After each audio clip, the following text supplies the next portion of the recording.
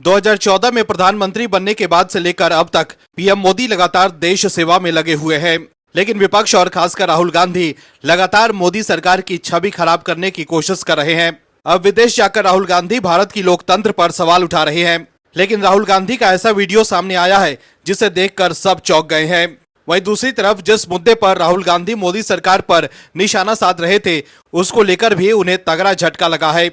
दर्शकों, पीएम मोदी की लोकप्रियता से राहुल गांधी मुकाबला नहीं कर पा रहे हैं, तो वो अलग अलग तरह के प्रपंच रच रहे हैं। वर्ष 2014 में भारत ने पीएम मोदी को प्रधानमंत्री चुना। ये चुनाव केवल सरकार का परिवर्तन नहीं था, बल्कि लोक चेतना के उदय का प्रतीक था। जनता ने एक ऐसे नेता को राष्ट्र की बागडोर सौंपी जिसने स्वयं संघर्षों का अनुभव किया था और जो साधारण जन के जीवन की पीड़ा को समझता था। पीएम मोदी जमीनी नेता के तौर पर जाने जाते हैं, लेकिन राहुल गांधी का जन्म गांधी परिवार में हुआ है और बीजेपी उन पर परिवारवाद को लेकर निशाना साधती है। लेकिन अब जो बात बाहर आई है, उससे राहुल गांधी बैकफुट पर आ गए हैं। वहीं कांग्रेस के नेता राहुल गांधी की छवि चमकाने में लगे हुए हैं।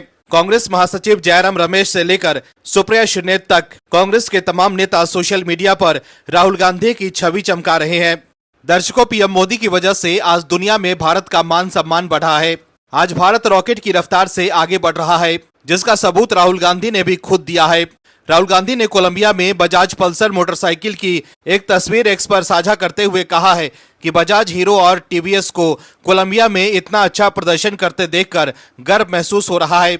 वहीं राहुल गांधी के इस पोस्ट के बाद कुछ लोग कह रहे हैं कि ये सब मोदी सरकार की सही नीतियों की वजह से ही संभव हुआ है, जिसके बाद ये देखकर सुप्रिया श्रीनेत चौंक गई कि इसमें कहीं मोदी सरकार की वाहवाही न हो जाए। इसलिए उन्होंने राहुल गांधी की पोस्ट को एक्स पर शेयर कर लिखा है कि भारतीय उद्योग जगत यही करने में सक्षम है, जीतना और चमकना। लेकिन समान अवसर प्रदान करने के बजाय मोदी सरकार ने बेशर्मी से क्रोनी कैपिटलिज्म का सहारा लिया है, जिसने भारत के मेहनती उद्योग जगत को पंगु बना दिया है। दर्शकों, एक तरफ तो राहुल गांधी विदेश जाकर ये कह रहे हैं कि भारतीय कंपनियां विदेश में अच्छा कर रही है, वहीं दूसरी तरफ कांग्रेस के लोग मोदी सरकार पर निशाना भी साध रहे हैं। इसके साथ ही राहुल गांधी ने भारतीय लोकतंत्र पर भी सवाल उठा दिए हैं। लेकिन आप दर्शकों को भारतीय लोकतंत्र पर भरोसा है और आप मानते हैं कि मोदी सरकार के कार्यकाल में भारतीय कंपनियां विदेशों में परचम लहरा रही है, तो कमेंट में यस और पीएम मोदी जरूर लिखिए, ताकि राहुल गांधी और कांग्रेस के लोगों को साफ संदेश जाए कि देश के लोग पीएम मोदी के साथ हैं। इस खबर में आगे आपको बताएंगे सब कुछ डिटेल में कि किस वीडियो के सामने आने से राहुल गांधी बैकफुट पर आ गए हैं और किस खुलासे की वजह से राहुल गांधी हो गए हैं एक्सपोज। तो बने रहिए हमारे साथ अंत तक और देखिए हमारी ये खास रिपोर्ट। साथ ही आप दर्शकों से विनम्र निवेदन है कि अगर अब तक आपने चैनल को सब्सक्राइब नहीं किया है तो अभी कर लीजिए। साथ ही चैनल को ज्वाइन करके आप मेंबर भी बन सकते हैं।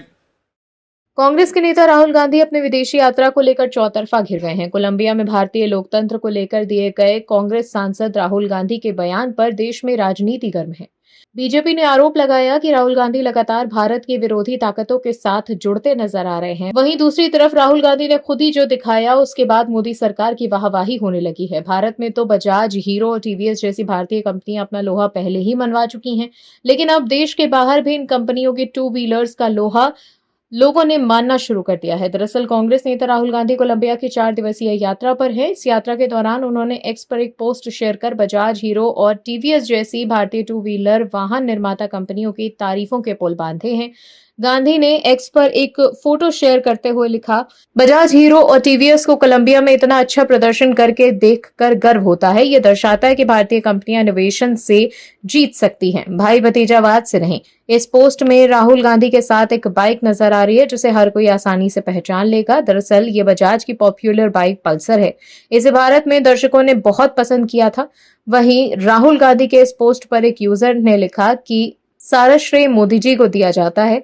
वहीं एक दूसरे यूजर ने लिखा है कि ये देखकर अच्छा लगा कि आखिरकार आप भारतीय कंपनियों की सराहना कर रहे हैं, लेकिन ये ना भूलें कि यही कंपनियां कांग्रेस के जमाने की लाल फीताशाही और लाइसेंस राज के बावजूद फल फूल रही थी। मोदी सरकार के तहत ये कंपनियां सुधारों, व्यापार में आसानी और मेक इन इंडिया के प्रयासों के कारण विश्व स्तर पर फल फूल रही हैं। वहीं एक यूजर ने लिखा कि आखिरकार ये देखकर खुशी हुई कि आपने इसे पहचाना। बजाज, हीरो और टीवीएस की ये सफलता मोदी सरकार के तहत मेक इन इंडिया के बड़े अभियान का भी नतीजा है, जिसने भारतीय नवाचार को वैश्विक स्तर पर पहुंचाया। बस इसका इंतजार कीजिए और देखिए। ये दशक सचमुच भारत का है। वहीं दूसरी तरफ कांग्रेस नेता उदित राज ने एक बयान की वजह से हंगामा मच गया। बीजेपी प्रवक्ता प्रदीप भंडारी ने उदित राज के बयान का एक वीडियो शेयर कर राहुल गांधी पर निशाना साधा। प्रदीप भंडारी ने एक्स पर लिखा कि राहुल गांधी ने उदित राज को साफ निर्देश दिया है, रोज सुबह उठो और भारत को गाली दो, पीएम मोदी के खिलाफ बुरा भला कहो। आज सुबह उदित राज इसी उम्मीद से उठे कि प्रधानमंत्री आवास जला दिया जाएगा और रावण की उपमा दे रहे हैं। राहुल गांधी दुष्ट हैं।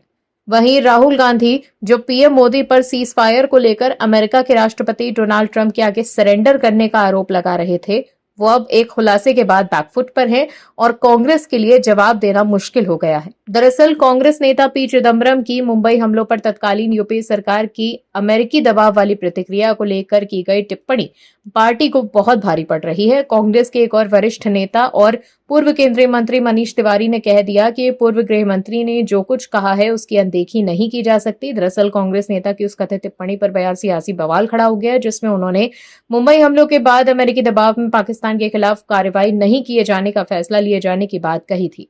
मनीष तिवारी ने पी चिदम्बरम से जुड़े मुद्दे पर कोई स्टैंड लेने से इनकार कर दिया, लेकिन ये जरूर बताया कि हमलों के 2.5 दिन बाद कांग्रेस का आधिकारिक स्टैंड यह था कि हमें गतिशील रूप से जवाब देना चाहिए। स्टैंड ये था कि मैंने ये बात एआईसीसी की ओर से कही थी। इसके बाद 30 नवंबर को सीडब्ल्यूसी की एक बैठक होती है, जहां तत्कालीन गृह मंत्री शिवराज पाटिल से इस्तीफा देने को कह दिया जाता है और साथ ही चिदम्बरम से कार्यभार संभालने को कहा जाता है। अपनी किताब में पूर्व विदेशी सचिव शिवशंकर मेनन और पूर्व एनएसए एमके नारायणन ने ये लिखा कि उन्होंने कोई दंडात्मक कार्रवाई से परहेज क्यों किया। चिदम्बरम के बयान पर जहां एक और तिवारी उसकी अहमियत साबित करने की कोशिश में जुटे हैं, वहीं कांग्रेस के एक और नेता राशिद अल्वी उन पर बीजेपी की मदद का आरोप लगा चुके हैं।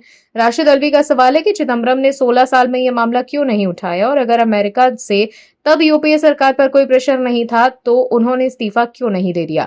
वहीं मुख्यमंत्री नीतीश कुमार की अध्यक्षता में शुक्रवार को हुई कैबिनेट की बैठक में 129 प्रस्तावों को मंजूरी मिली। सरकार ने इस बैठक में कई अहम फैसले लिए हैं, जैसे कि बिहार में फिल्म और नाट्य संस्थान की स्थापना।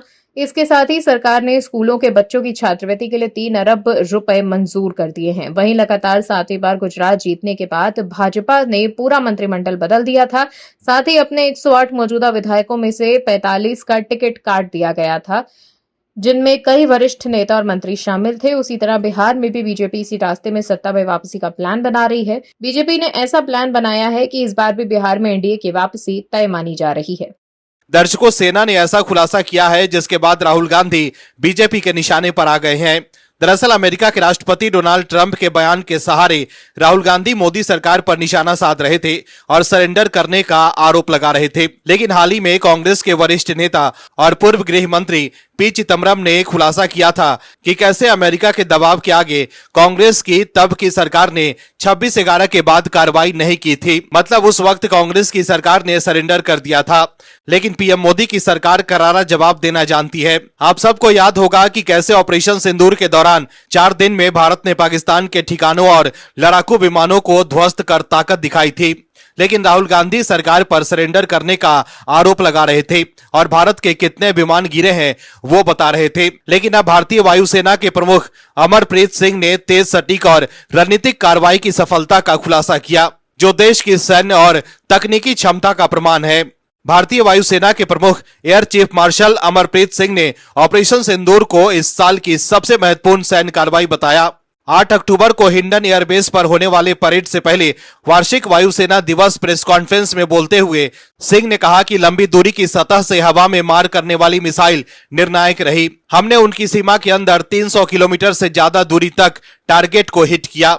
एपी सिंह ने कहा कि भारतीय वायुसेना ने पाकिस्तान के 4 से 5 फाइटर जेट मार गिराए थे, जिनमें JF-16 भी शामिल था। पड़ोसी देश को इस ऑपरेशन के दौरान भारी कीमत चुकानी पड़ी। Air chief marshal AP Singh ने कहा कि ऑपरेशन सिंदूर को इतिहास में याद किया जाएगा। हमने 3-4 दिन में जंग पूरी कर ली। दुनिया को भारत से सीख लेनी चाहिए कि युद्ध को कैसे खत्म किया जा सकता है। हमारी जमीन से मार करने वाली मिसाइल बेहद अचूक और अभेद थी। इस दौरान पाकिस्तान की आम जनता को किसी भी तरह का नुकसान नहीं हुआ। अमरप्रीत सिंह ने यह भी कहा कि मैं सभी देशवासियों को वादा करता हूं कि जब भी भारतीय वायुसेना की जरूरत पड़ेगी हम अपनी जिम्मेदारी अच्छी तरह निभाएंगे। वहीं जो लोग ये सोचते हैं कि भारत के फाइटर जेट गिरे थे, उसको लेकर अमरप्रीत सिंह ने कहा है कि उनकी सोच मनोहर कहानियों की तरह है। वहीं वायुसेना के प्रमुख अमरप्रीत सिंह के बयान के बाद बीजेपी ने राहुल गांधी पर निशाना साधा है। बीजेपी प्रवक्ता प्रदीप भंडारी ने एक्स पर लिखा है कि बड़ी खबर, भारतीय वायुसेना प्रमुख air chief marshal AP Singh ने ऑपरेशन सिंदूर की सफलता के बारे में महत्वपूर्ण जानकारी दी। पाकिस्तान को हुए जमीनी नुकसान के बारे में 4 जगहों पर रडार नष्ट, 2 जगहों पर कमांड और कंट्रोल सेंटर पर हमला, 4 से 5 F-16 लड़ाकू विमानों को नष्ट कर दिया गया। एयर चीफ मार्शल सिंह ने पुष्टि की है कि भारत ने ऑपरेशन सिंदूर के दौरान पाकिस्तान के वायु क्षमता नेटवर्क को पूरी तरह ध्वस्त कर दिया। याद रखें, राहुल गांधी की कांग्रेस को ऑपरेशन सिंदूर में भारत की सफलता पर संदेह था। वहीं प्रदीप भंडारी ने यह भी लिखा है कि राहुल गांधी के भारत विरोधी बयान को कभी न भूलें, कभी माफ न करें।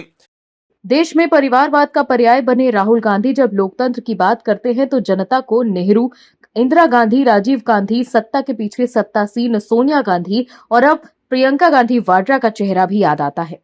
आपातकाल का वो दौर याद आता है जब लोकतंत्र को कुचला गया था। दिलचस्प बात यह है कि लैटिन अमेरिका देश कोलंबिया में कभी भी लोकतंत्र अपनी मजबूत जड़ें जमा नहीं पाया। यहाँ कभी स्थिर सरकार नहीं रही। दुनिया भर में ड्रग सप्लाई का ये देश केंद्र रहा, वहां से लोकतंत्र की दुहाई दी जा रही है। लेकिन अब विदेश से राहुल गांधी का ऐसा वीडियो सामने आया जिससे लोग शेयर कर रहे हैं और राहुल गांधी से सवाल कर रहे हैं, लेकिन कांग्रेस के लोग भड़क गए। दर्शकों, एक मोटरसाइकिल का वजन 100 किलो क्यों होता है, जबकि एक कार का वजन 3000 किलो होता है। कोलंबिया की यात्रा पर गए विपक्ष के नेता राहुल गांधी ने लैटिन अमेरिका देश के एक सेमिनार हॉल में ये सवाल पूछा। उसके बाद उन्होंने इस सवाल का जो उत्तर दिया उसने बीजेपी और वरिष्ठ पत्रकारों को हैरान कर दिया। बीजेपी ने इसे बकवास करार दिया।